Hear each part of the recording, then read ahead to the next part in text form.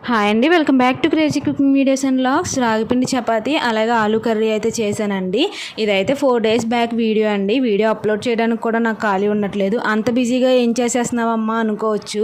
Gas అయితే అయిపోయిందండి. Gas మీద ఏమో వంటలు మనకేమో అలవాటు అయిపోయినాయి. పొయ్యి మీద వంటలు అంటారా అస్సలే రావు, కానీ ఏం చేస్తాం, తప్పదు కదా. పెళ్ళి అయిన తర్వాత అన్నీ నేర్చుకుంటూనే ఉండాలి. నేనైతే నా మ్యారేజ్ అయిన తర్వాత చాలా వరకు నేర్చుకున్నానండి. పొయ్యి మీద వంట చేయడం, కోళ్ళని చూడడం. ఇదివరకు అయితే ఒకసారి మా అమ్మమ్మ అయితే పొయ్యి అగదేమంటేనే నాకు రాదన్నాను. మా అమ్మమ్మ అప్పుడే చెప్పిందండి, పెళ్ళైన తర్వాత నీ నిక్కు కాస్త తీరిపోతుందని.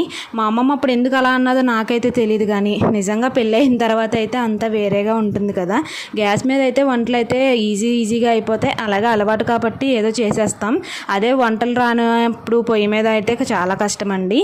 అలాగే నా వీడియో నచ్చిందా? లైక్ చేయండి, షేర్ చేయండి, సబ్స్క్రైబ్ చేయండి. ఈ 4 రోజులు నేనైతే పొయ్యి మీద వండి ఉద్ధరించిన వంటలు కూడా పోస్ట్ చేస్తాను. మీలో ఎవరికైనా ఇంట్రెస్ట్ ఉంటే చూసే